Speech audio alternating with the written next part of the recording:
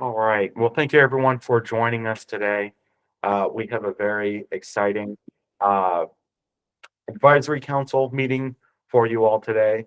Uh, we are going to have Mr. Peter Blair from just an organization, Just Zero, give a presentation on some of the goals other states are looking at when they are measuring their EPR efforts, along with some other things. Then we have a much anticipated uh, preliminary data review with our contractors HCR. They've finished the majority of the surveys, and it hasn't quite been compiled yet, but there's definitely some themes that we are seeing in those interviews, those surveys, and I know a lot of folks have been waiting on the edge of their seats for that information. Then after that, we can go into finish where we left off and continue the policy discussion because this advisory council needs to make recommendations to the General Assembly. And then we'll open it up to the public.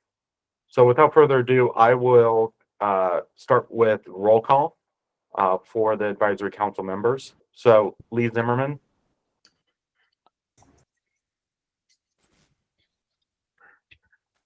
John Nyman.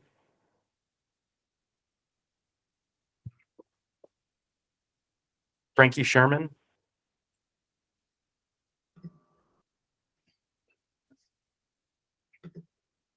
Chris Pilter. Good morning, Brad. Eileen Kao. Good morning. Angie Webb. Good morning. Vinny Bevavino. Good morning. Michael Okorafor. Good day, my friend. Ellen Valentino. Good morning. Mario Miner. Scott DeFife. I'm here. Dan Felton is no longer or has changed positions, so we are looking for a replacement. We have a few names, and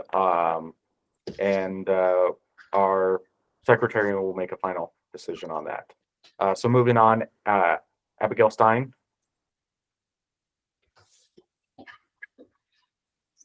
Delphine Dehan Kosher. I'm here. Peter Hargreave. Good morning. Chad Miller. Good morning. Kelly Dorden. Good morning. Martha Ainsworth. Good morning. Crystal Faison. Miguel Lambert. And Gurcharan Singh. Hey, Bradley, this is John Nyman here. Go. I said good morning, but I might have just turned my video on and not my phone. So I just want you to know I'm here, or microphone. It's not procedure, but I'll allow it. We're all good. Thank you. Okay. So without further ado, I will turn it over to Peter Blair. I saw that you were on the call. Are you ready? Yeah, I am ready. Just give me a minute and bear with me as I try to share my screen.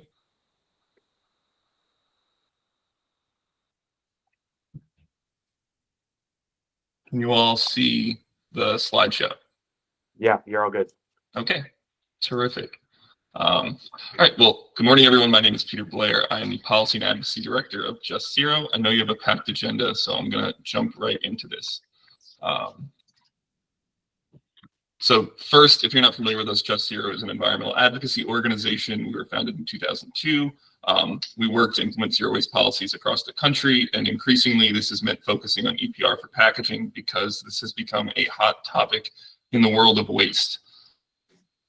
So EPR for packaging, it is being seen as an emerging policy solution to the packaging waste crisis. I know you've all been talking about this, and I know you've probably seen maps like this before, but I do think it's helpful just to look at the entire context before we go into the specific state programs. We're seeing the development of these programs at a pretty rapid rate. We have 5 programs in the US. Before July of 2021, we didn't have any. There's also the needs assessment that you're doing, and there's one going on in Illinois. Also, I think the bottom portion of the bills introduced really shows how complex this policy can be, and that states are really struggling to figure out what they want their programs to look like. So since 2021, we've had 28 different bills introduced in 18 states. So there's clearly a lot of action here. And states are really trying to figure out the ways to create programs that work for them, which is what I'm going to go into, because all of these programs, while there are common themes, states are designing the programs to achieve different and specific goals that are tailored to their needs. So first, before I go into the goals of each program, there's kind of these big themes that are emerging. And 2 of them really rest on a big determination, which is figuring out who is going to be responsible for what. What is the role of the PRO? What is the role of the state? How do those interact? And 2 ways this really comes up is figuring out who is responsible for determining what materials are recyclable. Across the board, these programs are trying to make sure that there is a consistent list of what is considered recyclable, what is actually being collected for recycling, so they can standardize the system. And to do that, you need to figure out who's going to make that decision of what is considered recyclable. And then the second side of this is who's designing the fee structure. A key part of an EPR program is that producers are going to pay fees that are going to support reimbursing local towns, but also fixing the existing waste system. Figuring out who's responsible for those fees has been a challenge in a lot of states. So the theme that we're seeing is that when it comes to the determination of what is recyclable, states are sticking with that being their jurisdiction. So in the 5 programs, 4 of them are leaving that responsibility to the agency. They're saying that this is a state determination. We trust our agency to make the decision about what is and is not recyclable. And in the case of the programs like California and Minnesota that have compostable aspects to their programs that are also looking to standardize composting when it comes to packaging, they're also having their agencies make that determination. So this is something that seems to be squarely resting with a state-specific responsibility. On the flip side, when it comes to the fee structures, we're seeing that the inverse is true. A lot of states feel that this is something that the PRO can figure out themselves. After all, they're the ones paying the money. They're giving guidance on what exactly this fee structure should look like, especially in terms of what those eco-modulation factors are, which is, for those not familiar, the ways you design the fee structure to try to incentivize certain behaviors. These aren't strict performance goals, which a lot of states have. Rather, the eco-modulation factors are ways to increase or decrease the fees to try to encourage companies to achieve certain things. So we're seeing some consistency across those eco-modulation factors. A lot of people are interested in post-consumer recycled content. So there's fees designed to make sure that there's an increase in that material in the packaging. There's also source reduction, trying to make sure that packaging is being optimized, light-weighted, needless packaging is being eliminated from the marketplace. But the theme is that the state is setting standards, and the PRO in 4 of the 5 programs is responsible for coming up with the fee process, a fee structure, which is then approved by the agency. Maine is the one outlier. Maine's program is definitely the most state-oriented, meaning that the Department of Environmental Protection has the most control over the program when compared to the other states. That was a determination Maine made because their department has done a tremendous amount of work on their waste system and wanted to regain that control while also bringing a PRO in to kind of fill the gaps.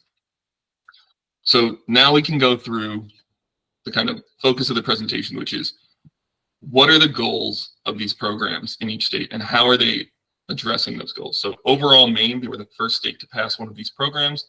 They're really looking to reduce the volume and toxicity of packaging material while also increasing recycling. Beverage containers, this is something that's also coming up. Maine sticking with their bottle bill program for those materials. They're not specifically addressing post-consumer recycled content outside of the eco-modulation factors. They have a separate law dealing with post-consumer recycled content standards. And then this debate around chemical recycling. Maine's program has essentially excluded it. It's not explicitly excluded in the statute, but the rules that they're currently developing, which we've seen drafts of, which are close to being adopted, do have language that essentially our interpretation is blocks chemical recycling. And Maine has also passed very strong legislation restricting chemical recycling. So Maine's program has probably the widest array of actual program goals. So these are rates and dates. These are things that the PRO is going to be responsible for meeting. Main system is that they set these goals through the rulemaking process. So the law listed out key factors that the department then took and created actual rates and dates. So Maine has even more program goals than these, but these are the highlights. So you can kind of see what they're trying to do with their program. So participation is a key factor. They want to make sure that towns and cities are participating in the program, that they're getting the reimbursement, that they're working to standardize their recycling system in a way that complies with the law. They're really focused on reduction. They have separate goals for reduction and reuse, which are typically seen as joint processes, trying to reduce the amount of packaging waste while also shifting away from single-use materials to reusable materials. So as you can see, all of these goals increase over time. Maine is also one of the states that is setting a specific standard for the percentage of packaging material that must be recyclable, reusable, or compostable. Their goal currently, as proposed by rule, is that by 2040, 100% of the packaging material sold in the state needs to be reusable, recyclable, or compostable. Maine's also set a recycling rate, specific rates that must be met in terms of what packaging material is recycled.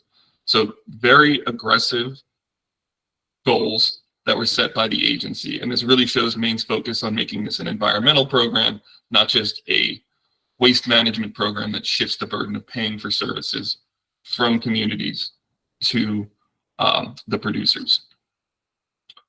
Oregon took a different approach. Oregon is the second state that passed one of these laws. They're really focused on increasing access to recycling services with a specific emphasis on underserved communities, which typically for Oregon means multifamily housing, some of the more rural communities in Eastern Oregon. They want to standardize recycling to make sure that it's statewide and consistent. And there's really an emphasis on plastic recycling because they have very low rates, which most of the states across the country do. Again, we're seeing a theme. They're a bottle bill state. They're sticking with that program for beverage containers.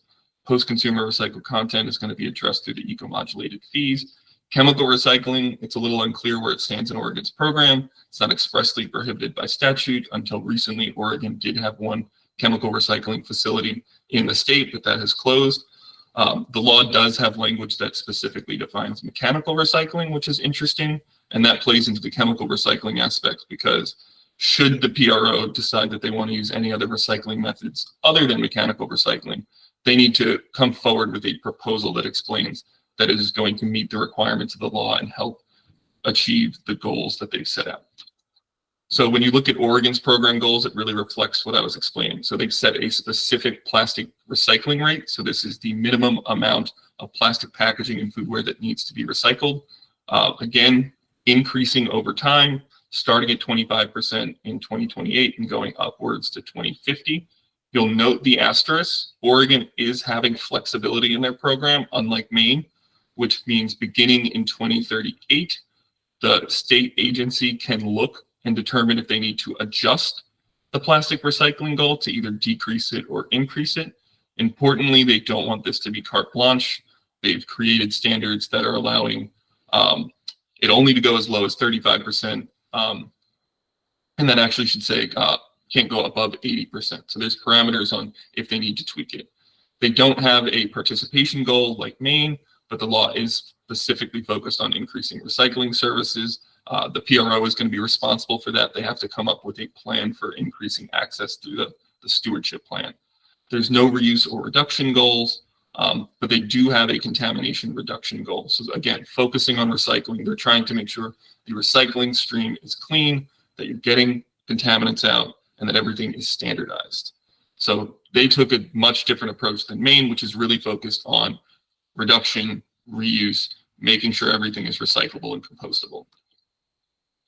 California, a little bit like Oregon in the sense that they really want to focus on plastic, but a bit more like Maine in that they have more aggressive standards to try to achieve what they're doing.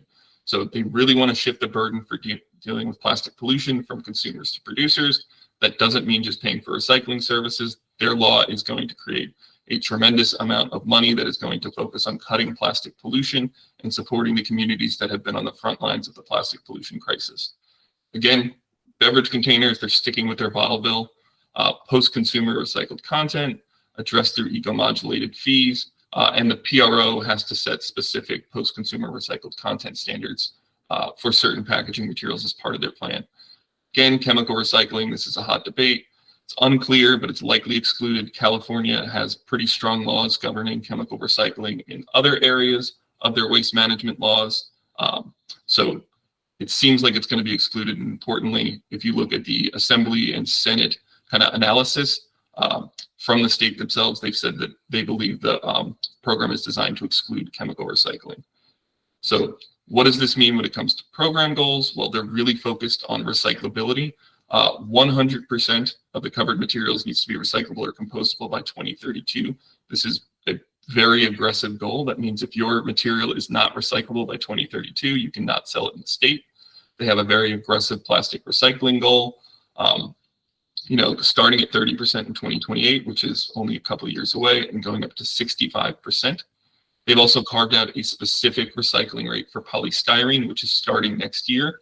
They're already in the process of seeking information from producers to find out if they can recycle their polystyrene food service ware at the rates set in the law. If they can't, you're not allowed to sell it. And then the big blockbuster performance goal that California has is plastic reduction. They're telling the PRO that they have to come up with a plan for 25% reduction by weight and 25% reduction by component for all covered plastics. They specifically note that with this reduction, 10% of that overarching 25% needs to be met through either elimination or switching from single use to refill. The rest, that other 15% of the 25, can be achieved through optimization, lightweighting, right sizing, kind of making sure that the plastic is as efficient as possible while still making sure it's recyclable. So California's program is heavily focused on plastics. Colorado is an outlier in a lot of ways. They're the fourth state that has passed one of these laws. They definitely have focused on really just increasing recycling services. Colorado does not have widespread access to recycling services in the state, especially in the mountainous regions. They really wanted to make sure this program was just going to get everyone access and kind of clean up the recycling system. This is the first state that passed one of these laws that does not have a bottle bill, and they've chosen to include beverage containers in the program. Post-consumer recycled content, it's addressed through the eco-modulated fees, but they also have the PRO developing targets for post-consumer recycled content in different covered material categories. And they're in the process of trying to figure that out through the PRO plan right now. Chemical recycling is likely going to be included in Colorado's program. There's language that very much seems like they want it to be part of it. The PRO specifically has to consider innovative technology related to recycling, which many people have interpreted as an inroad for chemical recycling. And currently with the rules they're trying to establish, they're really looking at mass balance as a way to calculate the recycled content, which many people believe to be heavily linked to chemical recycling. So what does a program that's mostly focused on increasing access to recycling look like when you talk about program goals? Well, it's what you'd expect. They do have a recycling rate. This was not in statute. They're leaving it to the PRO to come up with scenarios. This process is played out. The PRO evaluated 3 different scenarios. They chose what they consider the medium scenario, which is 40% recycling rate by 2030, 50% recycling rate by 2035. So significantly lower than what California, Maine, and Oregon are looking at. There's no requirements for making sure that everything has to be recyclable or compostable. However, they are entrusting the PRO to create a statewide list of recyclable materials, the goal there being to standardize what is considered recyclable in the state. Post-consumer recycled content, as I said, the PRO is coming up with a plan for this. What we're seeing is they're suggesting 10% for plastics, 20% for paper, glass, and metal by 2030. These rates can be modified by the PRO at any time, and there's also going to be waiver for specific products. And then there is no reduction or reuse components to the program. It's really just addressed through the eco-modulated fees. So then finally, Minnesota, through the most recent program, it's really not off the ground yet. It just passed in May, but we do have a lot of language in the law that tells us where the program's going to go. So they're the only one that has actually included very clear language about what the purpose of the goal is in the statute. They have a section that really explains what they're trying to do. And they're really focused on addressing the environmental and human health impacts associated with packaging waste. They want to reduce greenhouse gas emissions through things like source reduction, reuse, recycling, and composting. Another state that doesn't have a bottle bill, they've also chose to include beverage containers in their program. But we're seeing an interesting trend that emerged with Minnesota that I've seen in a couple other bills, which is they have language that is specifically carving out, if a bottle bill is passed, that there's going to be a 2-year process to harmonize the systems, because you will have to take the beverage containers out of the EPR system and put them in this new system for the bottle bill. So they have language just kind of explaining how that happens. So people have seen this as legislative intent, that they are open to the fact that these containers could be better managed by a different system. Post-consumer recycled content is going to be addressed through the needs assessment, and then they're going to figure out what specific rates they want for each material type. Chemical recycling, not expressly excluded. However, there is language, clarifying that no refuse-derived fuel, no plastic-to-fuel processes can count as recycling. So that would cover some of the chemical recycling aspects. So they're handling their performance goals in a very interesting way. They're kind of splitting the authority to set them between the PRO and the agency. So how this is going to play out? Well, the Minnesota Pollution Control Agency is going to be responsible for setting overarching statewide requirements and the dates by which they must be met. They have to come up with standards for waste reduction, recycling, composting, reuse and return, and post-consumer recycled content. However, on the other hand of things, the needs assessment is going to be done and must include proposals for waste reduction, recycling, composting, reuse and return, and post-consumer recycled content rates. Based on what the needs assessment proposes, the PRO is then going to propose specific rates that they think are achievable based on where the state currently at. It's not clear how they're going to handle the different performance goals, what the state sets and what the PRO sets. You may end up with 2 drastically different goals, and the stronger goal meets it's a very confusing system that we're going to have to figure out how it plays when they start doing the rulemaking process once the program gets off the ground. However, you can see based on the goals they're trying to set that they are focused on really reducing the overall amount of packaging material that's developed in the state. They really want to increase recycling and composting, and they specifically want to carve out areas for reuse and return so that they're moving away from single-use packaging and starting to develop a returnable system. So the takeaways really are that states are designing their programs to achieve specific goals. And we're seeing that play out in how they're developing their programs. A constant challenge with trying to figure out how they achieve their goals is figuring out who is responsible for what. There is this push and pull between determining what the state is responsible for and what the PRO is responsible for. But in some way, shape, or form, every state has chosen to develop some standards that are going to measure the program effectiveness. They're not just saying we want to make sure that fees are paid and recycling is covered by the corporations. They really want to make sure that with this huge program they're creating, that there are metrics to see if they're moving in the right direction and penalties for failure to achieve them. In some states, like Maine, failure to achieve the performance goals just means increases in fees, and the money is specifically earmarked to address the failures of meeting that specific performance goal. In other states like California, failure to meet these specific rates and dates means that you're not able to sell your materials in the state because it's not compliant. So there really is a lot of room for innovation, and it really is a state-specific process. There is a focus on trying to harmonize the systems to make it easier across the board because these are very complex programs, but that can only be done to a certain extent because states really are trying to achieve specific goals. And with that, I will stop sharing.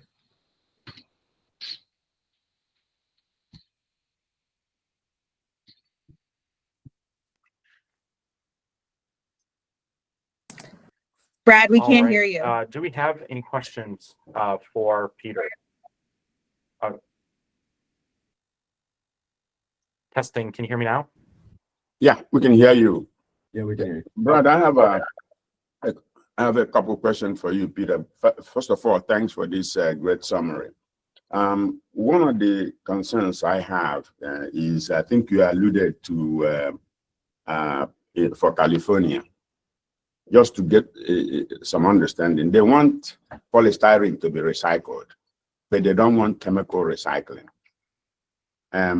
You know, this is the type of thing we need to be sensitive to, so that as we design, in our own case, an improved version in Maryland, we got to make sure that something like chemical recycling is included, because how do you recycle polystyrene without at scale without having chemical recycling being there? It may not be something. So just something to think about for the group. The other thing I want to also acknowledge is this statewide requirement to be reviewed every 5 years is a very good thing. Whatever we do, that's the kind of thing we need to do, because we may not know what will happen over the years. And so I think that's something that stands out to me. So really appreciate the overview and the summary. Unless you have any comment on the polystyrene issue, I think we need to be careful that we don't exclude things that will allow us to get to, you know, full circularity, especially now, if you look at what Minnesota is looking at that impacts climate change, you know, that's going to be important. Yeah, and I can just say on the 5-year process, most of the states, Oregon has that flexibility where they can change their performance standards, specifically the plastic recycling rate. I'm not sure how Minnesota's program is going to work, as I said, but they do have their performance standards reviewed every 5 years. It's linked to the needs assessment. And then Maine, they establish their goals through rule, which, you know, sets clear standards, but the rules can always be reopened to change. So there is what I'm experiencing from looking at these programs, the ability to understand that things may change over time and that they either need to be increased or decreased depending on kind of what is actually happening, because all of this is perspective. And I will say none of these programs are operational right now. We're getting close, but you know, we're still in the early days of EPR in the sense that, you know, the programs are just being fleshed out. We have not actually seen a producer payment yet. So I can talk a little bit to the chemical recycling in Maryland. So if it's going towards fuel, our law currently would already restrict that. But if it's going to make new polymers, then that's a different question, and that would likely be in, because that, I think, Michael, that's getting closer to the circular economy that you're talking about, and that's where the mass balance comes in and is important in that discussion. So that's one way to handle that, kind of the split that's going to fuel and what's going to new polymers. Completely agree, Brad, because that's what we should be. That's the distinction we should draw. We don't want something going to fuel. I think that's some of the things we need to really make sure we are clear on. But that's good. Yeah, and when we get to the policy discussion later in this meeting, I can go over what is currently in the third reader as it compares to Senate Bill 222, as it compares to some of the slides that Peter showed as well. That third reader is kind of a mix between some of them between the states. So yeah, it's definitely different states are taking different approaches. Delphine, you had a question? Thank you. Yes, I have two questions, please. The first one is, do any of those states, do they address on-the-go consumption or only household and curbside consumption? And my second question is, I understand all of them have performance KPIs. What happens if those KPIs are not met? Is there any, is this just an open discussion, or did they already state what would be, what would entail if those performance standards are not met? Thank you. I can answer the second question, and then I'm going to need you to repeat the first one. So yes, states are taking a different approach when it comes to what happens if you don't meet the performance standards. So Maine They developed their performance standards through rules. They have specific calculations of what it means if you do not meet the performance standards, which essentially amounts to an increased fee. So let's say the recycling rate is not being met. There is a fee calculation that is going to increase producer payments. The money from that increased fee is going to specifically be set aside to try to address the failure to meet that performance standard. The PRO will have the ability to determine how that should be spent, but they have to come up with a plan to show like, okay, now we raise more money because we didn't meet this. Here's how we're going to use that to increase the recycling rate across the state to get us back in compliance. So that's one way we're seeing the kind of failure to meet the performance standards play out. State like California, a lot more aggressive. If you can't, for instance, meet the 25% polystyrene recycling rate by 2025, you can't sell your polystyrene food serviceware in California. They're saying if you cannot show this food serviceware is compliant with our law, you're not allowed to sell it. It's a non-compliant product. It's a non-compliant piece of packaging. So they're taking a much more aggressive approach. And it's the same thing with their recyclability standard. They're making sure 100% of their materials are recyclable or compostable by, I think it was 2032. If it's not recyclable or compostable, it's not allowed in the marketplace. So there really is a full stream of what this looks like. And sorry, I don't know why my video went out, but I hope you all can hear me. And then Colorado is kind of at the different scale where if you don't meet the performance standards, the PRO submits a new plan, explains how they're going to try to get things in compliance. The department reviews it, approves it. Personally, my understanding then is if they don't meet it again, you just continue to do this cycle. So I'm not sure how effective of a kind of enforcement measure that would be. And then if you could repeat the first question. Sure. No, I was wondering if you saw any of those states addressing on-the-go consumption. So, you know, when you're at a concert or when you're at school or at the park, because usually EPR only focus on household consumption and curbside recycling. Is there anything you saw on those APR bills that would address that as well? I haven't seen any specific language around how they're going to deal with that, and how they're going to calculate what the recycling rate is, given that some of the materials are going to be dropped off in a municipal, recycling receptacle at a park because you're at the beach or something. I think that's a complicated question that's likely going to be figured out through the rules. It'd be hard to write the language of how to address that in legislation or through the PRO plans, but it is a tough aspect of it. I know most of the programs, if not all, are strictly focused on the residential stream. California's program is a little more open where it's residential, but they're looking at primary, secondary, and tertiary packaging, not just primary packaging. But that's a great question. I can try to find more information. Thank you.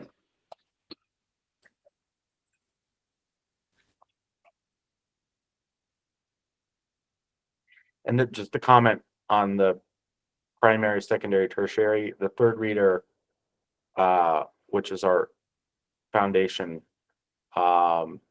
includes primary, secondary, and tertiary packaging as well. All right. Any other questions for Peter?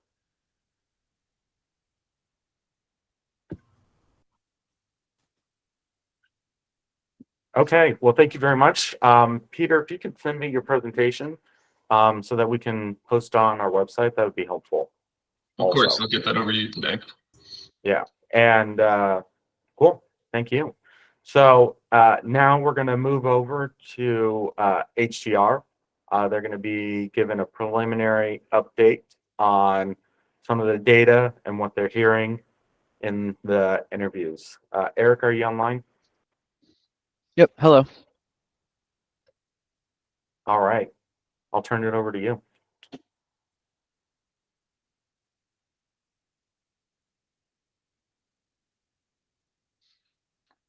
Can you all see the screen, hear me? Yes. Sound good? Okay. Well, thanks everyone for having me, and I really appreciated hearing the discussion. I thought that was a really informative presentation about what's going on in other states and some of the considerations, especially with what we'll get to in terms of what we're hearing and maybe how that overlaps or can be built on the presentation that you all just heard. So at this point, we are moving very quickly through our scope here with the needs assessment, and it's been a really informative process in talking with stakeholders and in surveying municipalities, the haulers, the MRF operators, the composting facilities, and so we have at this point a really robust amount of data, and currently we're at the point of really going through it, but just want to give everyone just the wider scope of everything that we're looking at. The waste characterization is moving ahead now. We have folks in the field as we speak. They are going from facility to facility around the state to do the hand sorting of MSW material, both for residential and commercial generators, which is a key part of our needs assessment and being able to update the 2016 waste characterization for the purposes of our analysis. We are at the tail end of our stakeholder engagement process through surveying and interviews. We're evaluating the information coming in from surveys and wrapping up our last rounds of interviews with various stakeholders, including a number of people on the EPR committee and here today. So I just want to thank everyone for your participation, and for those that we made data requests of, and a significant amount of data, which required a lot of effort to track down others and go through these questions and provide us information. It has been really successful, is what we're seeing, just in terms of the amount of participation. So thank you, everyone. That data is supporting the subsequent evaluations, the recycling stream analysis, creating a database of what's happening across the state, where material is going and where it's being generated from, how it's being managed, infrastructure and capacity to understand the ability of the MRFs to handle this material, how the composting facilities are managing potentially compostable packaging, and where material is going in terms of end markets. Understanding, and I think this is going to be pretty key as we go through things today and what we're hearing, but workers' conditions and opportunities for women and minority-owned businesses has definitely been a key topic of discussion. Additionally, multifamily and commercial recycling, and where some of the gaps are in the current access to recycling across the state. And then we'll be looking ahead to evaluating economic opportunities in the next couple weeks, understanding equity considerations within the state and the recycling system, and then really getting to the baseline and future state evaluations and in those final tasks, which will be wrapped up into the reporting and writing of the needs assessment. So I went through that fairly quickly, but just want to show kind of where we are in terms of schedule. So we're right in the middle, the start of November, kind of in the middle of the screen there. And as you can see, we've been working very hard with, our team, pulling a lot of people in to get this done as quickly and efficiently as we can. Working with, multiple stakeholder groups, multiple subcontractors working very hard, and working with the state to make sure that we can stay on top of the schedule. So as we continue to start to develop technical memorandum to evaluate or present the information that we're collecting and evaluating, that will start to become available to MDE and ultimately to this group.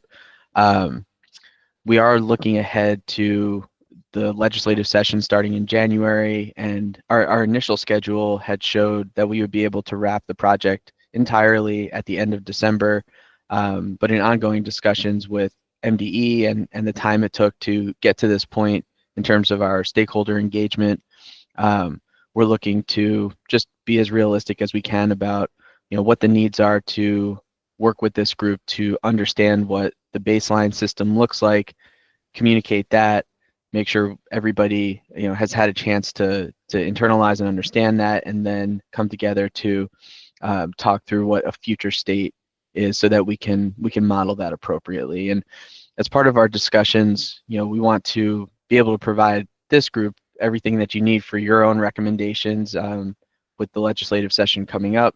But a lot of the detailed technical and financial, operational, and environmental analysis is really going to be more impactful when it comes to the program planning and design. And we want to make sure to be getting that right. So we're working closely with MDE on this schedule to make sure we can meet both this group's needs as well as the needs of the state from a long-term perspective.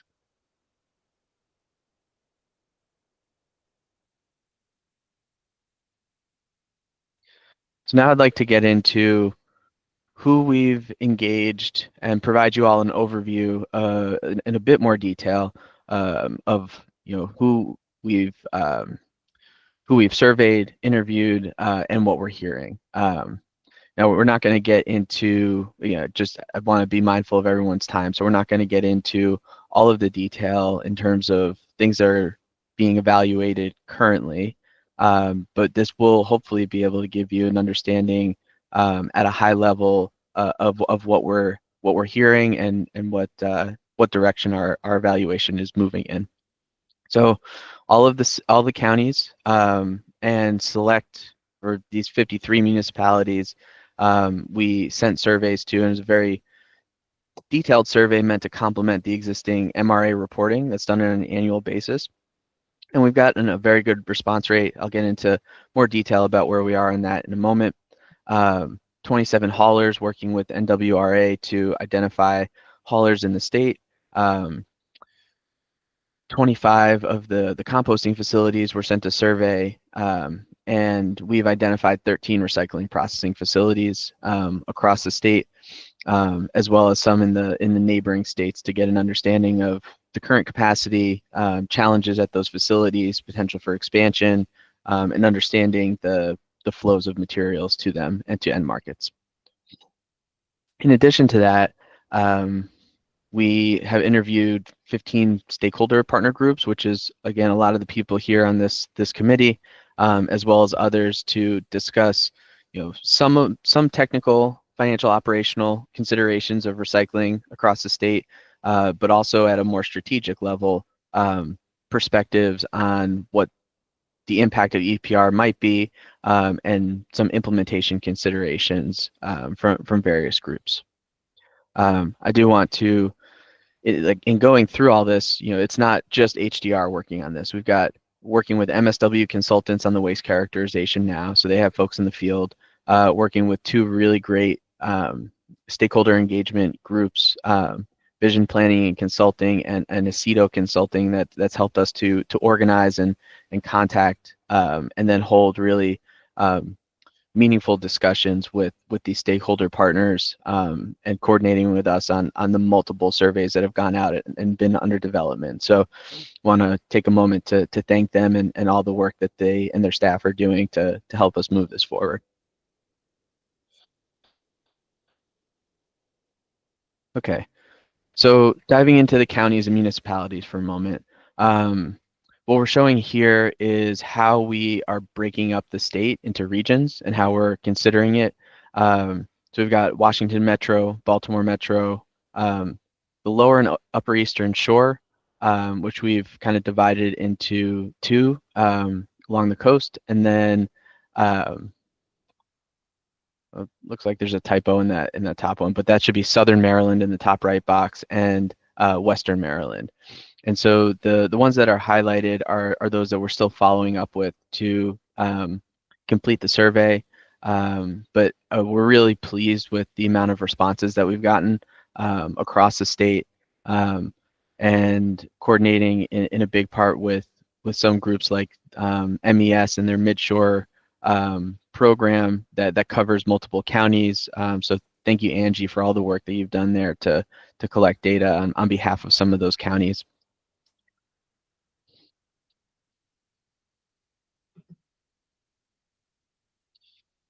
On the city side, what we're showing here is the cities that have responded, either cities, municipalities, towns that we have identified are either a county seat, a densely populated contingent of a county. Some provide their own recycling service, and we wanted to understand more about that. Some have existing goals, programs, and policies in place that we wanted to understand in more detail, or they have a unique geography. And so even as of this week, this list has been updated just as people are continuing to complete and follow up with us on the survey. So again, we feel really comfortable with the amount of responses that we've got to be able to present a really comprehensive picture of what's going on across the state, both at the county level and more granularly at the city level.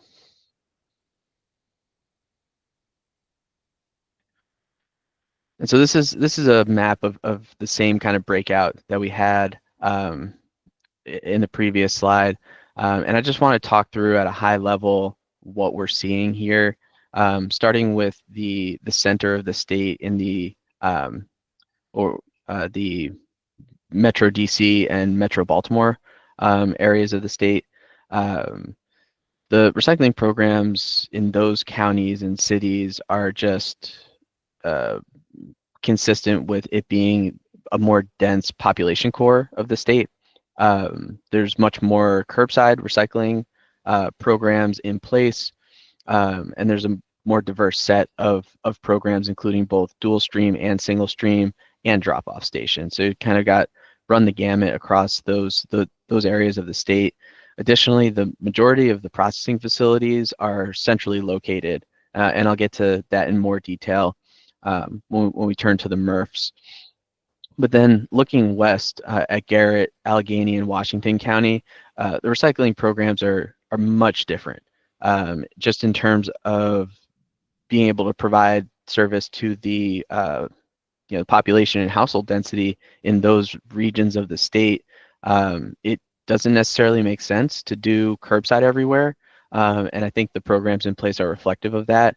There is access to recycling through drop-off programs, and those recycling managers and in some of the cities and counties there, work very hard at making sure to provide what is a meaningful infrastructure and program to residents and businesses as needed. But it's just it's almost a different world when you compare that to some of the programs in for example, Montgomery County, Baltimore County, and the more densely populated areas of the state. So then moving over to Southern Maryland, it's kind of a mix between those two, I'd say, where in Southern Maryland, there are more curbside programs than, for example, in Western Maryland, but there's less recycling processing accessible. There's also it's less densely populated, meaning that there's less economies of scale when it comes to the volumes of material generated there, and it's also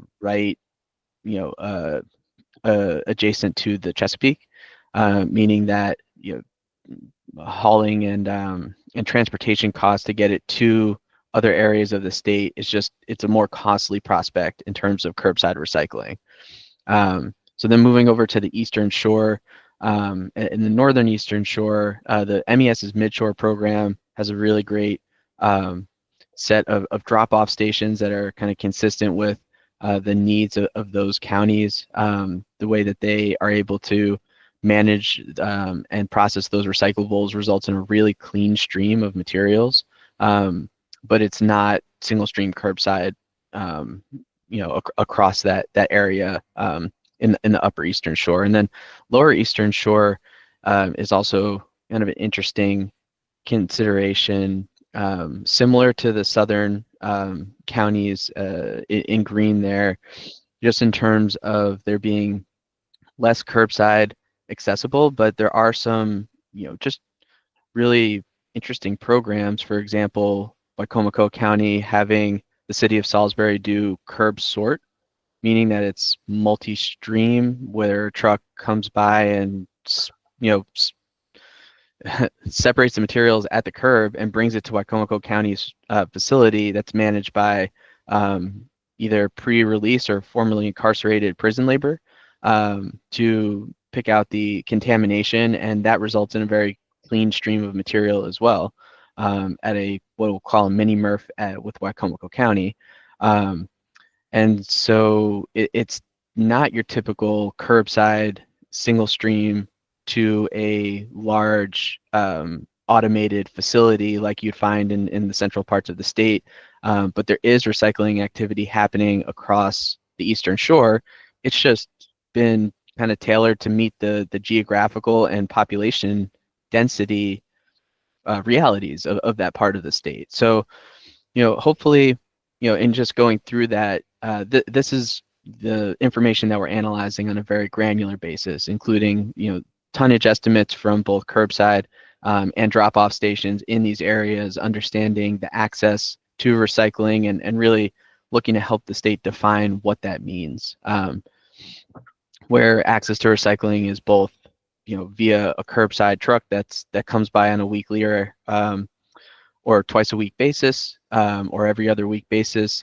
But there's also access to recycling through drop-off stations that are managed in a really efficient way to create a clean stream of materials. So we're looking at all of those programs in order to help this committee as well as the state going forward to understand what EPR can do to help expand access to recycling in a way that's really meaningful and not either heavily leaning towards shifting the whole state towards single stream or making kind of sweeping decisions, because as we're getting into it, it's just clear there's no silver bullet in terms of how the state should move forward in terms of expanding access to recycling, but it would need to be a really nuanced approach. So want to get into what we've discussed and what we've been really asking of the haulers.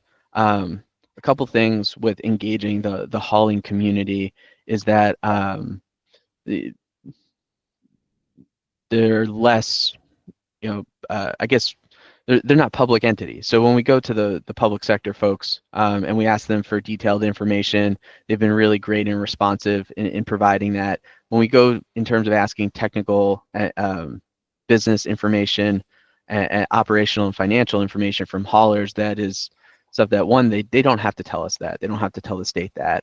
As well as we wanted to be very clear and transparent about how we would use that data in order to help inform the state's EPR legislation.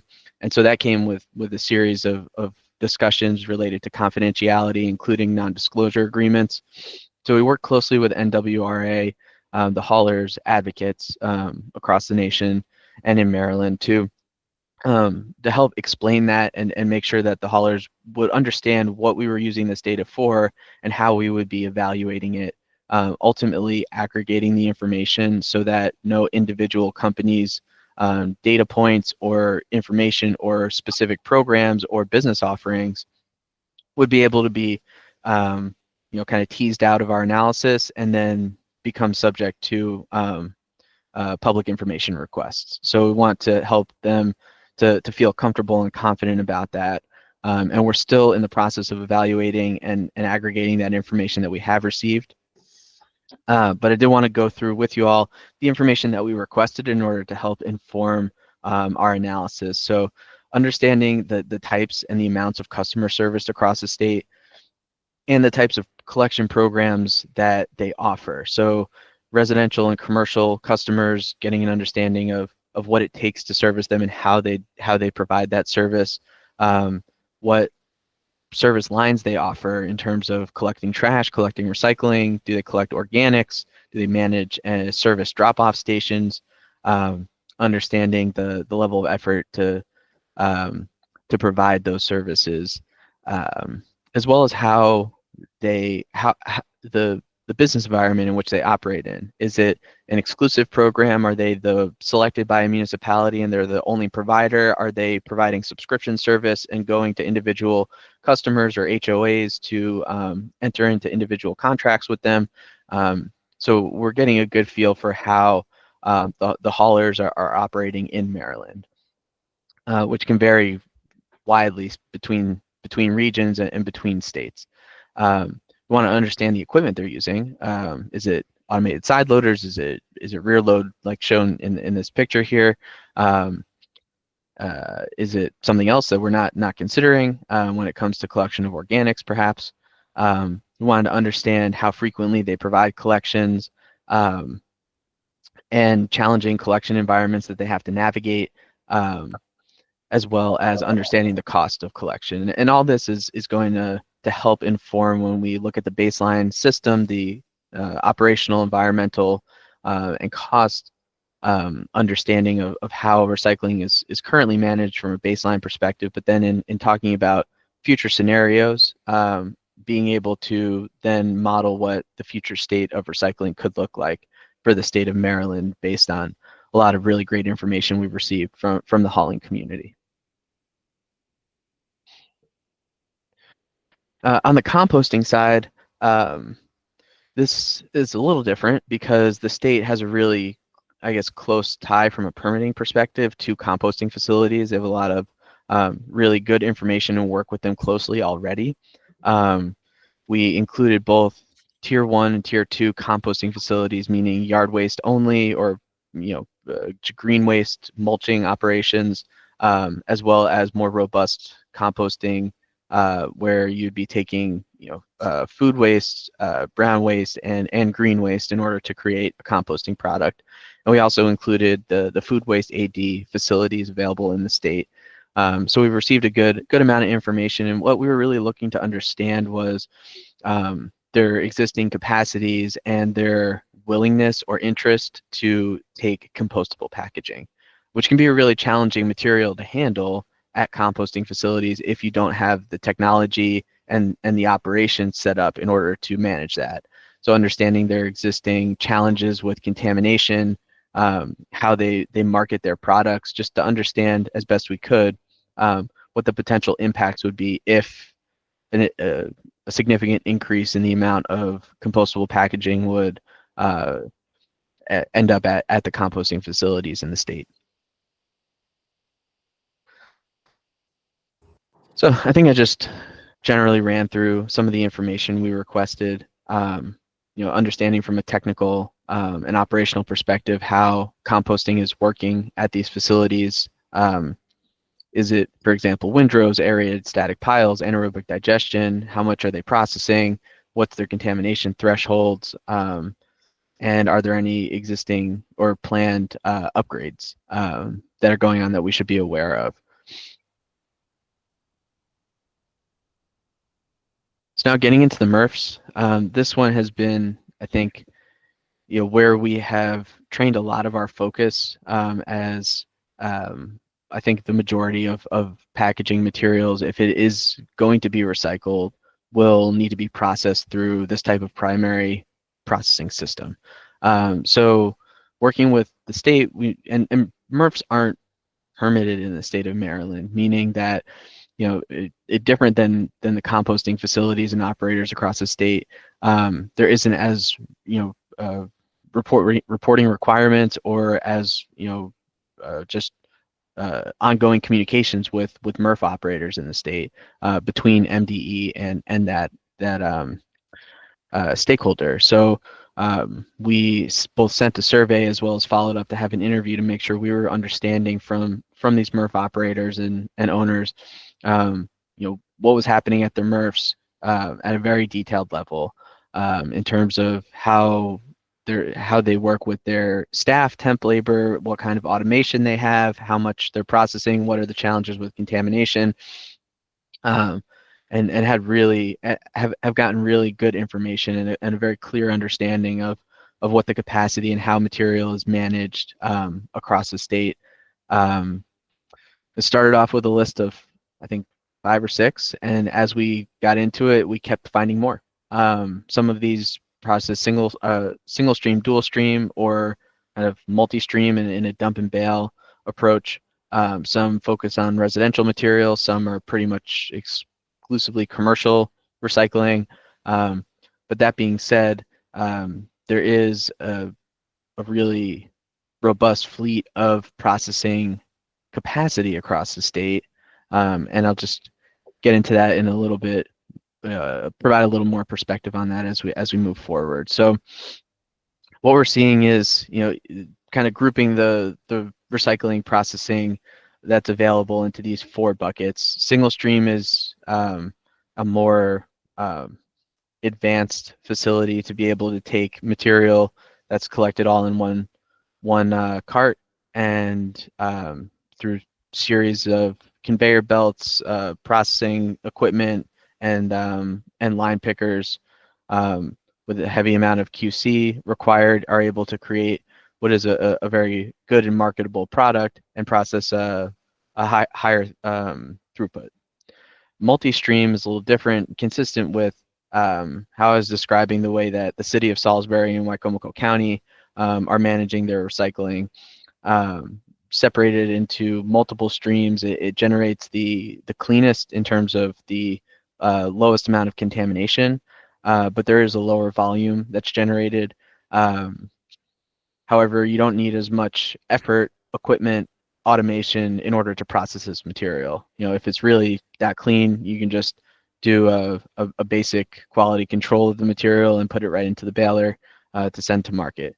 And dual stream is similar in that way. It's just fewer materials are sorted out by the generator and collection system. And then push and bale, what we're calling it, are operations that really just focus on a single material or 1 or 2 materials.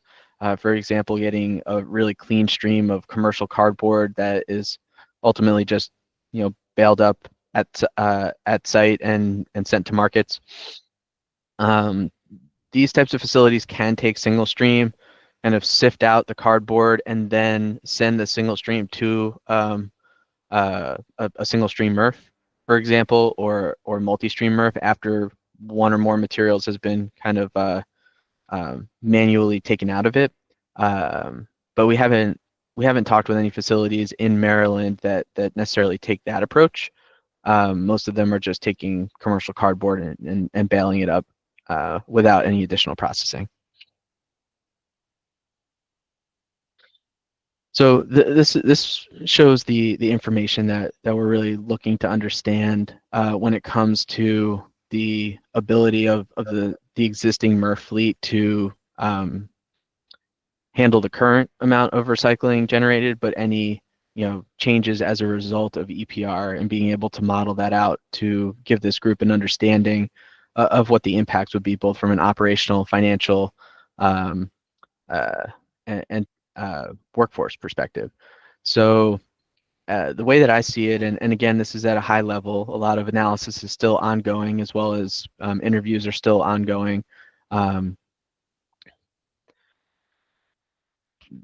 The central and Baltimore Metro, Washington Metro, where the majority of some of the larger facilities are, they have the capacity to handle the material that's currently brought to them. So it's not like we're hearing, everywhere is completely inundated with recycling and they're really struggling. But what we are hearing is that the age of the fleet of MRFs is starting to reach the end of its useful life. So, for example, Waste Management currently building a new facility that will ultimately replace the Elk Ridge one, which would be, I think, a pretty robust and kind of state-of-the-art single-stream facility that could handle that area of the state's material for the foreseeable future, or at least a good portion of that material.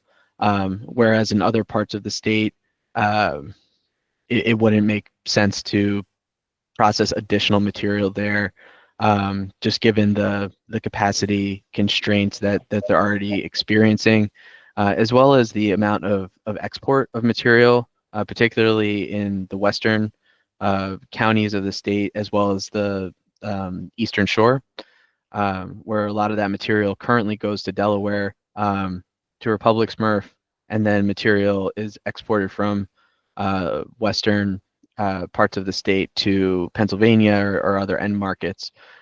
So as I'm understanding it, the current generation of recycling is it can be managed by the existing capacity and processing infrastructure, but a lot of materials are already being exported. So for example, if the state were to kind of close its borders, for example, as a thought exercise, and have to manage all of the material that's currently being generated, single stream, dual stream, any of these typical MRA recycling materials, that may cause the state to reach its operating capacity. So thinking ahead to EPR, if there was legislation that caused additional material to come through incentivizing increased access to recycling, that would, I think, either result in more material potentially being exported, which isn't necessarily a bad thing. It's just kind of at a high level, that's where we're starting to see where the threshold is for processing capacity across the state.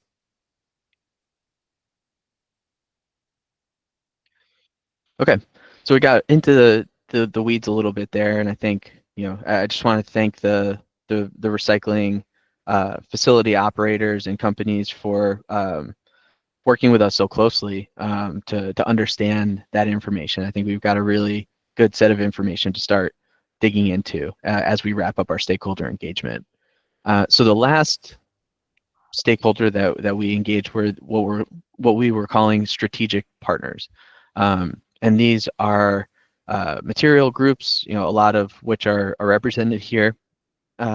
Regional planning groups and authorities like Northeast Maryland Waste Disposal Authority, Maryland Recycling Network, MES, environmental and industry advocates like Sierra Club, like NWRA, economic and planning organizations, as well as, and I think importantly, diversity, equity, and WMBE representatives across the state. So, well, actually, let me go down here and I just want to show this on the screen here because we have really sought to, and I think successfully, engage with a really wide set of stakeholders here. Understanding the material types and the considerations there from those representatives, understanding environmental and industry advocates' perspective, those that are really close with a lot of the policy making that is going to happen going forward, but also previous attempts over the past 5 and 10 years. Regional recycling authorities. The state is operating its recycling system in regions. It doesn't happen, it is happening at the county and the local level, but when you start to think about it from long range statewide perspective, we're starting to see them in kind of those groupings that I showed before. And I think the regional recycling authorities and regional organizations were able to provide us a lot of perspective on what their representative counties' needs and considerations are as it relates to the future of recycling.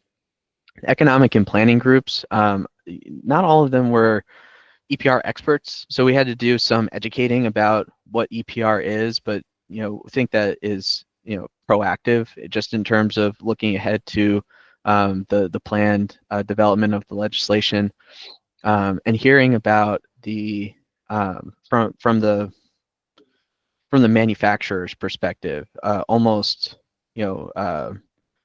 not colored at all by the ongoing legislation across the country or prior or preconceived notions of what EPR would be. We got kind of a baseline understanding from a zoning, planning, and economic development perspective, potentially what their considerations are and how maybe to engage with them as EPR moves forward for the state of Maryland.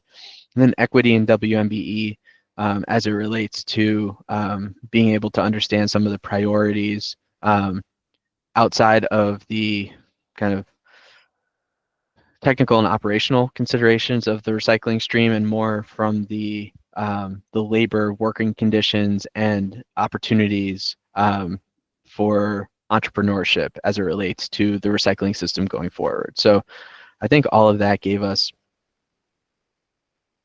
a really Maryland specific but diverse set of understanding that we hopefully want to be able to communicate to this group as you're looking ahead to the recommendations that you'll be making, and being able to create a policy that doesn't necessarily lean in any individual direction, but takes in all of those perspectives and is able to present something that's can meaningfully help advance Maryland's goals as a whole. So some of the overall things that we heard: education and outreach. Pretty much everybody said that is a main gap that EPR should look to fill. Harmonizing the understanding of what is recyclable across the state and being able to support municipalities and cities to better engage with their the businesses and residents there would be just some of the low-hanging fruit. EPR should not simply be a financial transfer, and what that's getting at is some of what we heard is the brands, high-level understanding. Brands would pay into a fund ultimately that then gets used to buy MRF equipment. And that, so, what we heard is that would miss the mark for Maryland, where that doesn't take into account a meaningful effort to incentivize packaging brands to redesign their materials. And I think we heard a lot of that from what other states are considering in the prior presentation. And I think that's just something that we're also hearing in Maryland. And then I think importantly, making sure that how funds would be distributed is really transparent, and you're able to communicate and get feedback on how that process would work from the start. I think one of the concerns would be is that this fund would be created and managed by the pro, and it would never get to the municipalities as expected, or as was maybe expected at the outset as the program gets implemented. So we want to go through some more detailed themes, which covers some of what I just said, but just from each group here that we engaged with. So from the material representatives, minimizing contamination, that would be great. Most of the municipalities and those that have single stream programs are struggling with high contamination rates. There are areas of the state that don't necessarily have those same types of systems, that don't have that as much a problem with that. But anything that EPR could do to get contamination out of the recycling will help the existing infrastructure, both hauling and collection, to be as efficient as it can be going forward. Limiting the financial impacts of suppliers, where they're kind of, I've heard them referred to as end markets when it comes to thinking about the supply chain of recycling, like, for example, paper and pulp manufacturers, interim processors of plastic, for example, those that will ultimately supply the brands post-consumer materials, resins, pulp, from a paper and plastic perspective. But just making sure and being as thoughtful as possible that the fees that are brought to the brands don't roll down to those suppliers that have pretty tight margins. I see in the news articles of certain paper mills that are having to restructure or close facilities, and those are really important, responsible end markets of the recycling supply chain. And so, having unintended financial consequences on those what will be really important stakeholders for the state of Maryland, I think is something that the material representatives wanted to stress would be something that this group should consider as part of its recommendations. And then specifications for post-consumer content by material type, making sure that the Maryland's program is not unfairly weighted, or either kind of one size fits all and it doesn't meet the needs of specific material representatives, and that there's transparency in potentially how specifications would be provided by material type. So moving on to the environmental and industry advocates, like I was saying before, incentivizing product redesign and re-engineering. That's the critical, and I think what people are hoping EPR will be able to make a meaningful impact in. Again, if it's just brands raising money to pay for additional equipment and not make a meaningful change in the way that they do their product manufacturing and design, would just kind of be missing the point. Education outreach compliance, that's a real challenge for local cities and municipalities to invest in. So being able to have EPR come in and help fill that gap going forward, I think would be a real meaningful improvement in terms of the current system, as well as the ability to get clean recycling, minimizing contamination, and increasing the quantities of that material across the state. And then maintaining consistency between states. So having Maryland, and I think the prior presentation that we heard was a really informative way to help get towards this, but to maintain consistency in how EPR programs are potentially structured while meeting the specific needs of Maryland. And then really showing that EPR is going to move the needle, specifically on driving demand for post-consumer resins and feedstocks.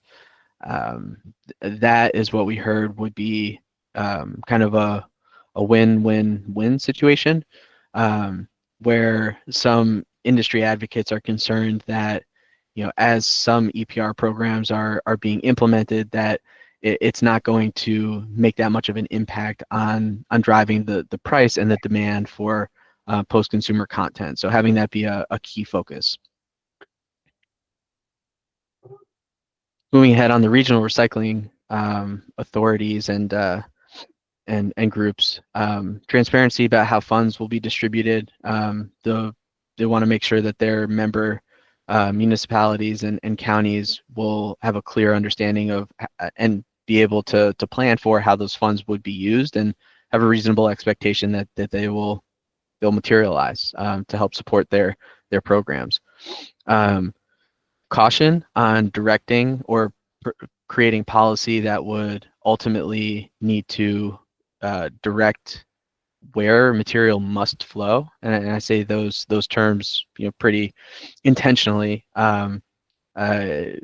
avoiding any challenges both from a legal and operational perspective on flow control, I think is something that this group should potentially consider. And then increasing access for underserved sectors like multifamily. There are areas in the state, and we heard kind of across the state, that struggle with this. Maryland does have a law that requires it, but even in talking and understanding the survey responses from counties, the implementation of that law, I don't think is as robust as what was intended. From the economic and planning perspective, like I was saying before, unintended financial consequences on product pricing, as well as squeezing the already small margins of packaging suppliers. I think it was something that we heard from the economics folks. And then one thing that I think was encouraging is that there has been a lot of work. Like, this is using post-consumer material for packaging and identifying minimum standards and having pretty rigorous goals for that is something that these types of brands have already been thinking about for a long time. And there's already a lot of entrepreneurs that are working on applying innovation to this category of their business.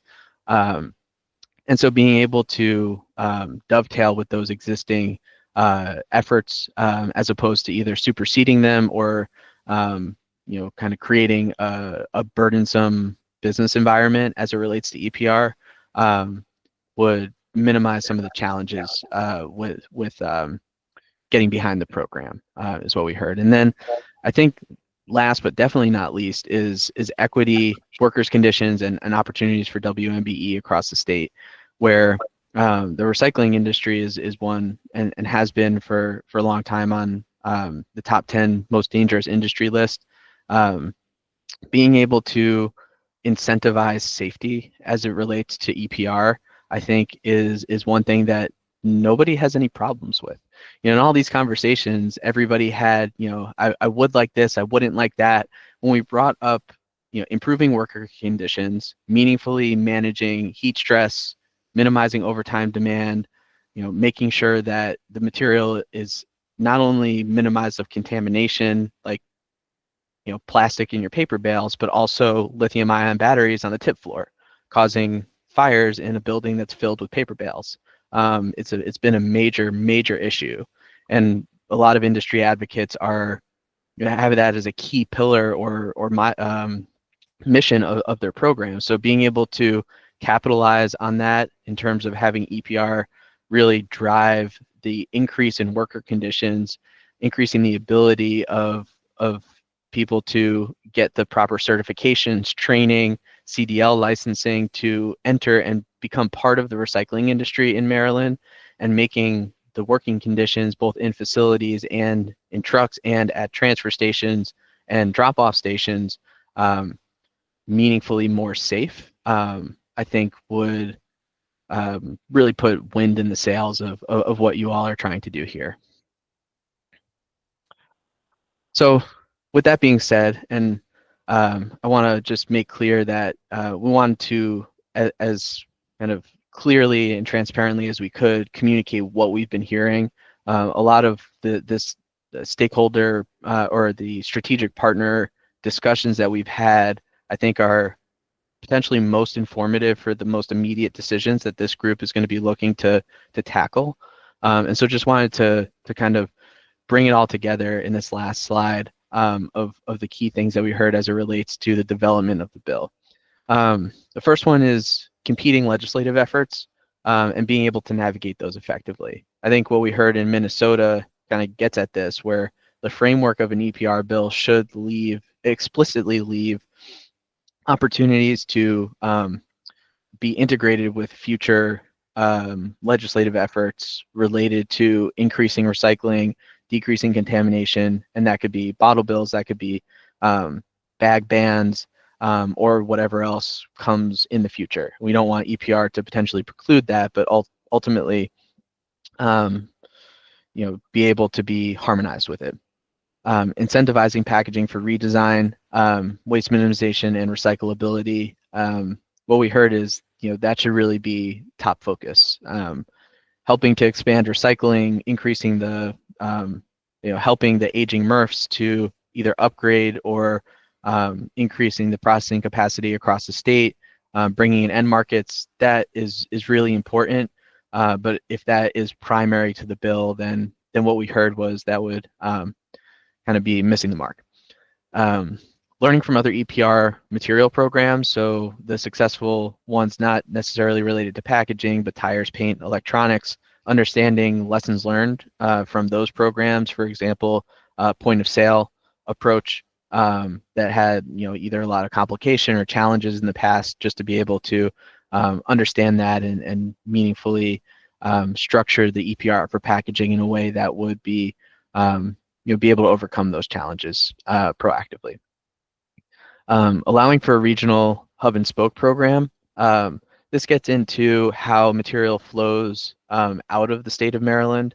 And I think it's important because getting all of the material to the processing facilities in the centrally located part of the state is a very costly consideration. And so if EPR were to, for example, kind of close Maryland's borders and say, we want to take all of our material here in Maryland, and we don't want either people bringing material into the state and we don't want material leaving the state, I think that would be a major shift in the way that the current recycling program operates, and may cause challenges there. So leaving flexibility or having the borders be porous as they are now, and creating the EPR legislation to anticipate that and have that be part of a consideration for the bill. And then minimizing impacts on material suppliers. These are, you know, companies like Canusa Hirschman that are processing and turning material into plastic flake, you know, Westrock, International Paper, those that will ultimately serve as end markets and currently serve as end markets for material, thinking like strategic materials on the glass side, making sure that this group is able to thoughtfully put EPR into place without having an unintended consequence of challenging those existing operations and really helping them to flourish as much as possible, to support the brands that are ultimately part of the producer responsibility organization. Driving opportunities for small and women minority-owned business. In hearing that, and this is just my own perspective on that, I think that that's not something that I've heard in other EPR bills. I don't think in having these discussions, it hasn't really been the main focus of other EPR bills, but would, like I said, it would be wind in your sails to be able to have that be a part of the legislation, and have that be a key focus of any selected producer responsibility organizations. And then workers' conditions, I think, is a major challenge, both on the hauling and facility operations side. So being able to understand where the MRFs and the haulers currently are as it relates to automation and the amount of labor that's required to manage the current recycling stream, and being able to support them in the efforts to update their facilities and both integrate technology to make things more efficient, but also to create working environments that attract workers and are able to have them run their operations efficiently and cost effectively. And then one last thing on WMBE before I'll wrap up, and I know this was a lot. The WMBE, to be a women and minority-owned business certified company in the state of Maryland is an incredibly complex process.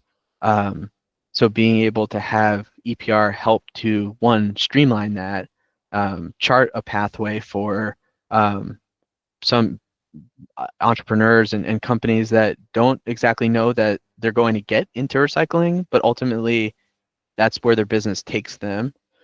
And then understanding on the front end that there's incentive in the recycling industry, and understanding that that's an opportunity for them to grow their business. If EPR can include that as a consideration, I think that would be consistent with the state of Maryland's overall direction and drive towards supporting WMBE businesses and entrepreneurs in the state.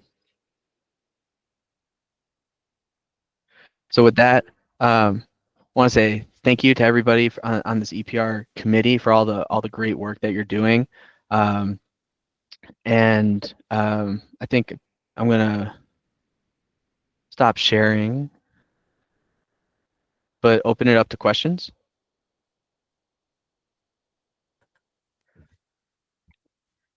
Yeah, it looks like we have a question from Chris. Hey, Eric, thank you for the details on that. Just one question and one comment. Of the 27 haulers that you sent surveys out to, how many responses did you receive? At this point, I'm not really able to share that as we're still going through the information and still wrapping up the stakeholder engagement. Okay. But it was at least more than 4. Okay, gotcha. So still well. And then, hey, there's definitely a major gap on recycling infrastructure on the Eastern Shore, Worcester County, Maryland. You have the most populated city in the summertime that doesn't have a recycling program in place at all. So just a comment out there. I think that definitely needs to be addressed in some form or fashion. So yeah, I talked to Ocean City just this week. Yeah. Where we had a pretty good discussion on why that's the case and why they made that decision. Just for everyone's understanding, Ocean City, the city of Ocean City, has decided for many years now that they don't want a recycling program. They don't want source separated materials. They do want to use their dollars and be as good a steward of their city as possible.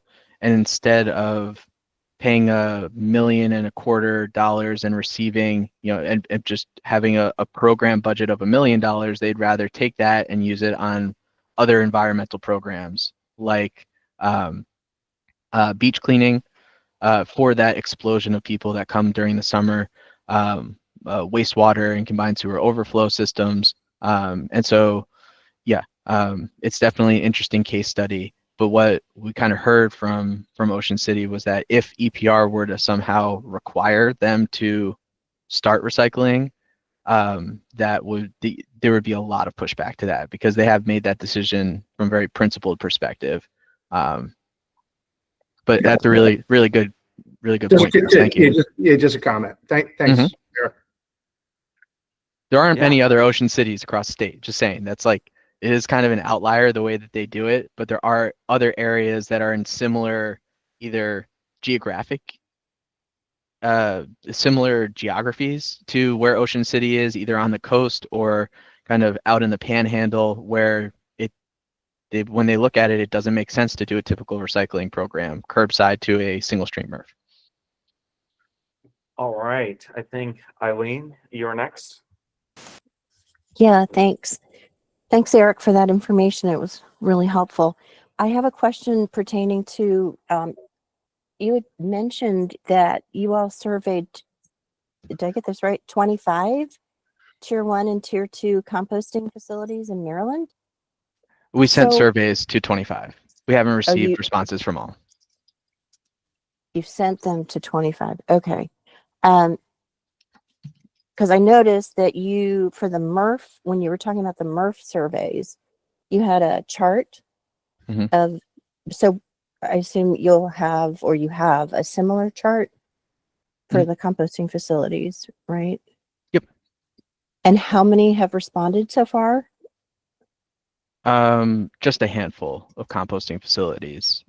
And I think part of the reason is, those that are either doing the kind of either on a standalone basis or, doing food and yard waste and brown type composting, have responded to us as it relates to their either interest or considerations on packaging materials.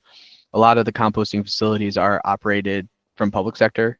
And we were engaging the public sector on multiple fronts. So I think we didn't get as many responses as some of the other stakeholders that we engaged, but we have a handful of responses from composting.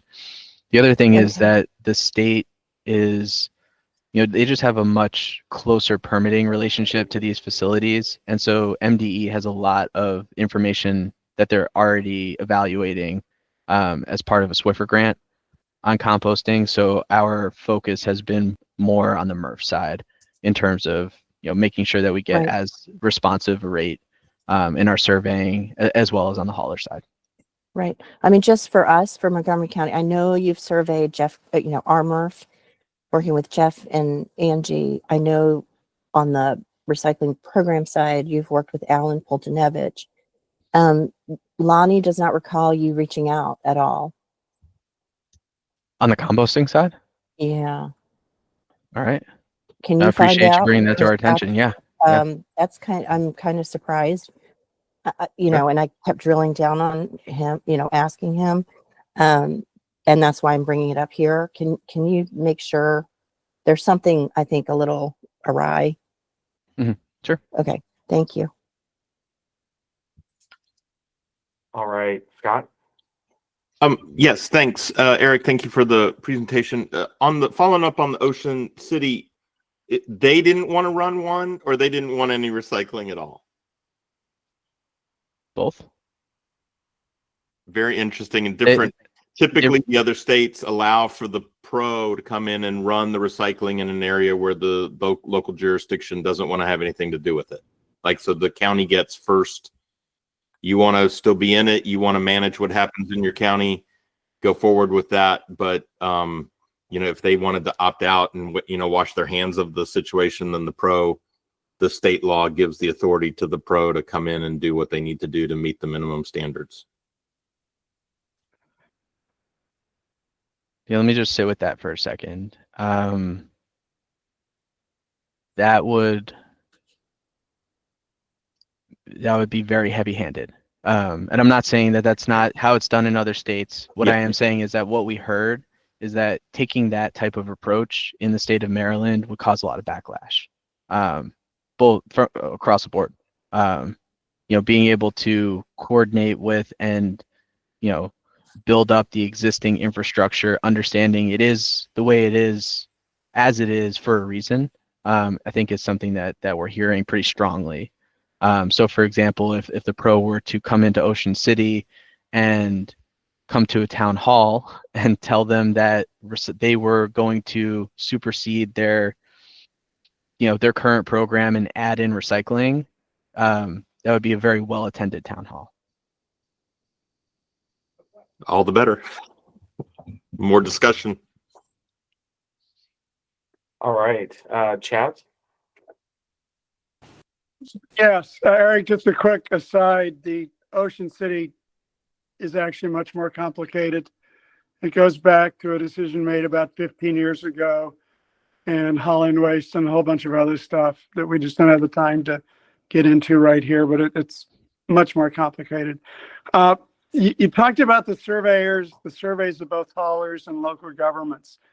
How many have responded, both the governments and the haulers? And secondly, how many have found it easy to provide the financial and other data versus challenging? Let's say the haulers and composters. So I guess what we're finding based on Eileen's comment there is that there's still some gaps in our composting survey. On the hauler side, we have at least 4, but I just can't get into exactly how many have responded. So okay, but I was also Hold on, asking about local governments.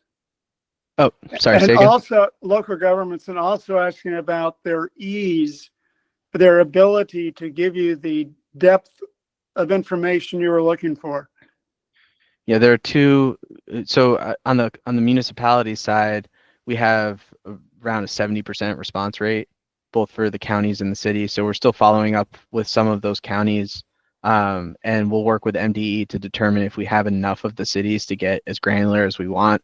On the data gap side, there are pretty significant data gaps on the financial information that's provided, as well as the questions related to access to recycling. So that's where our team is going to need to dig in and understand. Thank you. Yeah.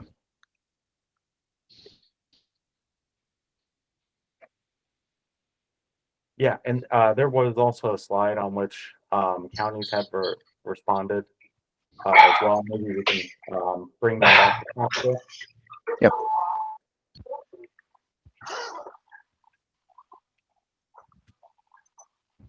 And Chris, I think at least 4 had responded, not 4. Just to go to your comment in the chat. Delphine? Yeah, I was wondering if you have asked what is actually recycled as part, when after it comes from the haulers. So I guess that's the response to the question, or no, that's different. So we have like the usually what comes to the MRF, there's a part of it that is being still ends up being landfilled, or and were you able to see the differences based on the MRF and being attribute this to a lack of technology or contamination or one of those issues? Yes, we asked both what the incoming and then what the outbound quantities were by material type. So I think we have a good feel for the amount of contamination that the MRFs are seeing, and an understanding of both the technical and the financial impacts of having to manage that additional contamination. Great, thank you.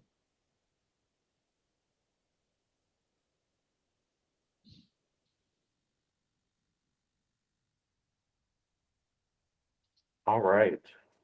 Any other questions for Eric?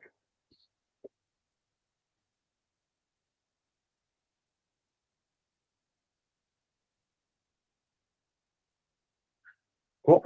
Well, thank you, Eric, for giving us an update on all the efforts your team have conducted so far. I know looking at that first slide, there's a lot of different subtasks that are going on at the same time, so it's a pretty complex process. And I definitely appreciate you spinning all of those plates at the same time and helping us to get to done. We've got a really great team in place. I appreciate that, Brad. Thanks. Yeah. All right.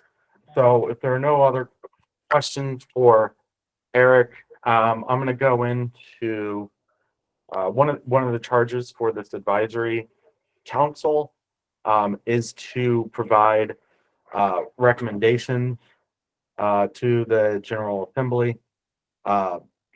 So as we've discussed before, we were really to start that conversation, we were really going to start off with the third reader for Senate Bill 222 as a starting point for what those negotiations would be. About a week or so ago, I sent out a presentation trying to bring in those various different components. I've made some updates to that presentation, trying to clean it up to bring it a little bit higher level, which I haven't distributed quite yet, but I can bring that up right now.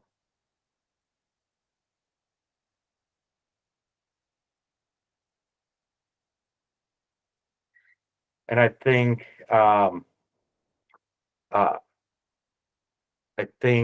hold on just one second. Peter Blair's presentation is actually a pretty good precursor to this discussion. Like, what do we want to have for the state of Maryland in terms of roles and responsibilities? I know at the last call there were some comments on roles and responsibilities, who does what. So I've compiled some of that information as well. There was some comments on what the legislative intent was. So I've also brought this in to that presentation, and this is really going to be one of the main focuses for our remaining meetings. What is our legislation going to look like? We may have to, since we're getting pretty close to the legislative session, we may have to think about what is legislatively possible in this next session. We will have more sessions to make adjustments as well.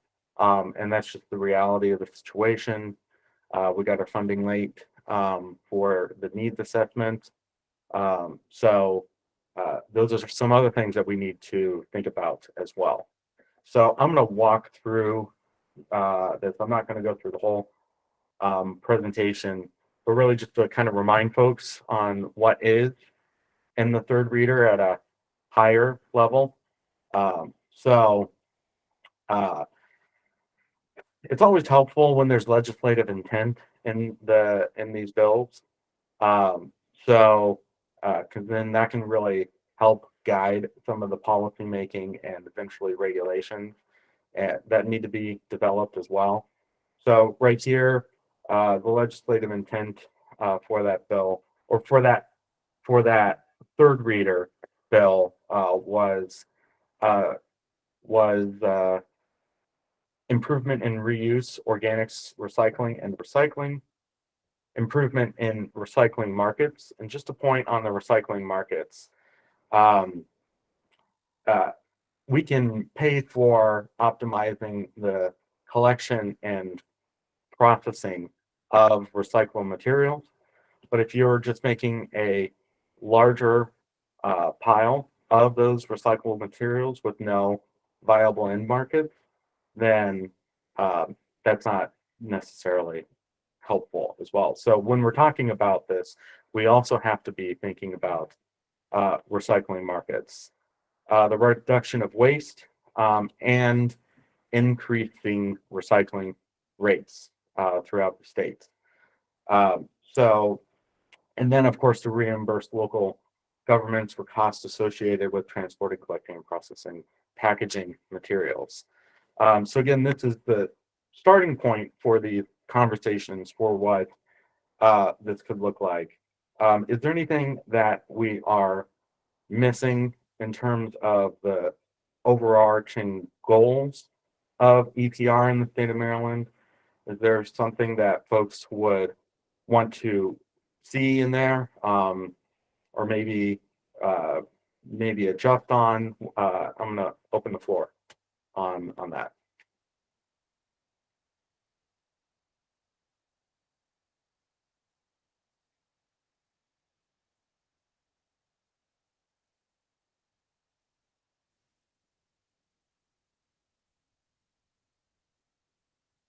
Kelly, I think you're first, and then Angie after. Okay, I was going to suggest we'd like to see beyond shifting what's currently being captured in the waste stream and moving it to recycling, reducing the overall volume of waste generated in the state, or the overall volume of packaging, particularly plastic packaging generated in the state, or difficult to recycle materials. And I think you can interpret that from this, but I would specifically call that out, establishing a strong goal for that. Right. We used to get to that a little bit in the reduction of waste. I think the combination of those, you can get there, but that's a good point as well. The overall reduction of packaging, is that what your suggestion is? Yes.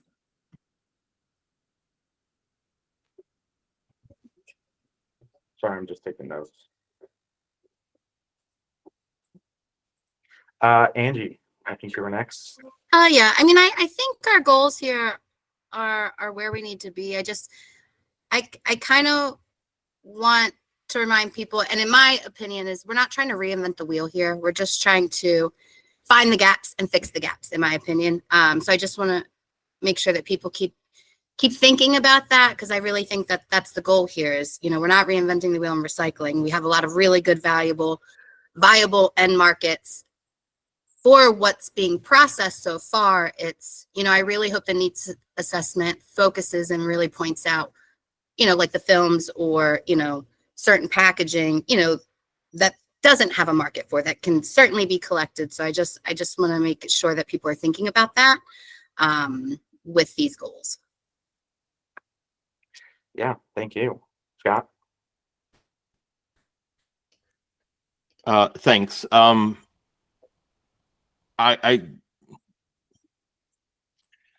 usually want to look for the word quality in there somewhere. Increased quality of the material that's coming out will increase the end markets. I also understand that I don't know, there's just something about the statement that says merely reimbursing local governments for costs associated with doing it doesn't necessarily tell me that it's getting better, and that, to Angie's point, yes, we fill the gaps, but we need to talk about filling the gaps. Right. And one of the reasons why we went to the MRF that we did is that it had some of the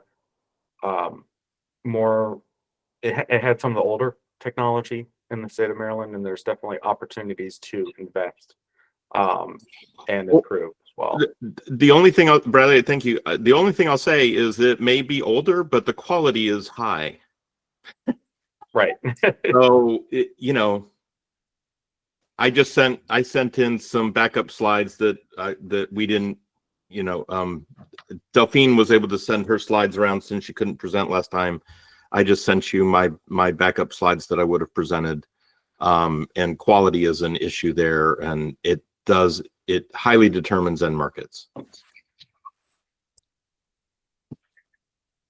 So you're looking more at the supply side on increasing the quality and quantity of Improved quality increases the amount that can be reused and recycled. Okay. Same for can. It goes hand in hand. Same with can. It's exact same issue. Yeah. Caroline, we do have an opportunity for the public to provide comment at the end of this meeting. So if you don't mind, I'm going to move to Chad's. Yeah, just a quick comment. I think we also have to be realistic in goals and what we strive for. And if you take a careful look at the European experience on EPR for packaging, which goes back to 1990, among all the companies in Europe, it's been very successful at helping to pay for the cost of programs, extremely successful on that. It's been very successful at increasing recycling tonnages and rates, although that varies widely among the different countries in Europe. But it has really struggled with any serious impact on packaging design. It's struggling right now on increasing the recycled content, in particular in plastics. And so it's best for us to focus, I think, on what will work and put a little less emphasis on what simply is not likely going to work and just result in goals that get pushed back. Yeah. Thank you for that, Chaz. I'm going to move on because we are running out of time. I just want to go over the roles and responsibilities in the third reader. We can talk about those at length at our next meeting, and then I'll go to public comment if that's all right with folks. So we talked about that already. So the roles of the pro, and I also put in some of the dates in there as well. We just moved the dates 2 years back that were in the third reader. So these weren't the original dates in the third reader, but dates that if there was legislation in 2025, they would be the same essentially. So the first part was to register by July 1st, 2026, a list of producers, covered materials, and contact info for the producers. There would be opportunities for the advisory council to provide input on, for example, what the covered materials list would be, and then the MBE would have final approval of what those would be. The next part would be by April 1st, 2028. The pro would draft and submit an EPR plan by April 1st. These are the current things that would be in that plan. Again, there's an opportunity for this advisory council to provide input on what should be in the plan. And then once the plan is submitted, there will also be an opportunity for the advisory council to provide feedback on whatever the plan says at that point. And then again, MDE would either approve, ask for adjustment in the plan based off of what some of those comments might be. Then beginning in March 1st, 2029, and yearly after that, the pro would start to report on the pro would start to report on how it is achieving the goals that were set forth in the plan, how it's making adjustments, how it's doing education and outreach, the investments that were made in reuse, organics, recycling, and recycling infrastructure.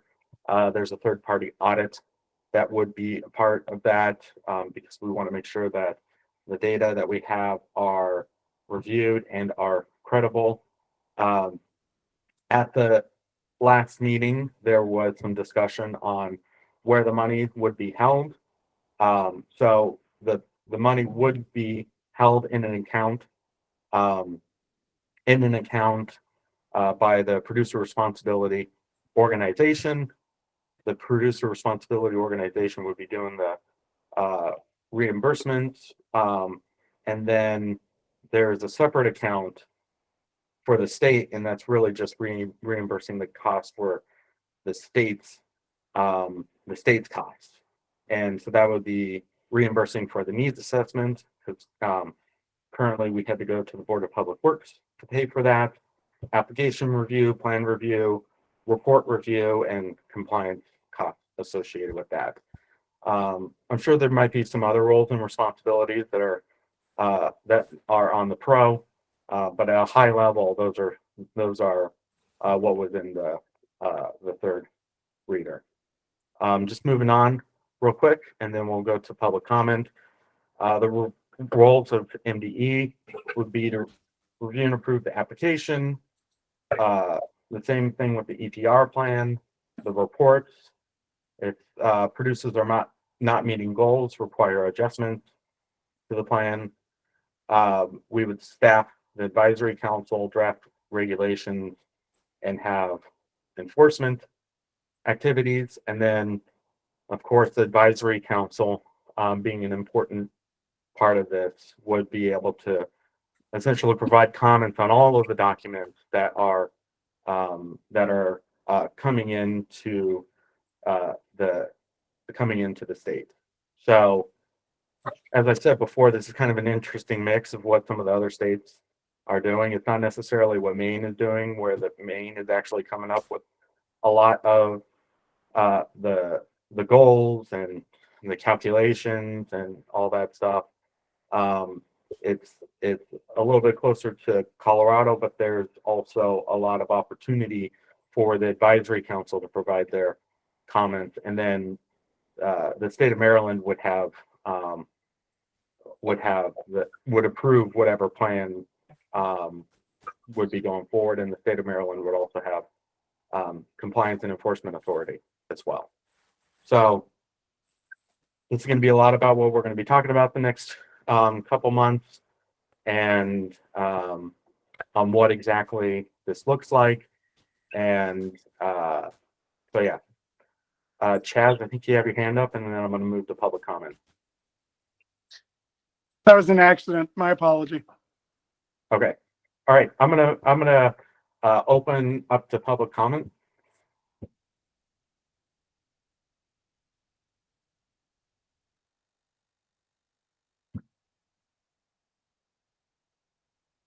I think there was a Caroline that had their hand up? Okay. Well, if there is no other comments, thank you everyone for joining us today. We're in the midst of our needs assessment. There's definitely more to come. I appreciate all of the conversation that we had today. And next meeting, we're going to be having representatives from the first 5 states that have passed EPR legislation, talking about lessons learned through that process. And then we're really going to be talking about what we want for the state of Maryland in terms of EPR legislation. And that can be a phased approach as well. Many of the other states are taking a phased approach, as you saw with Peter's presentation. All right. Thanks so much. Appreciate it.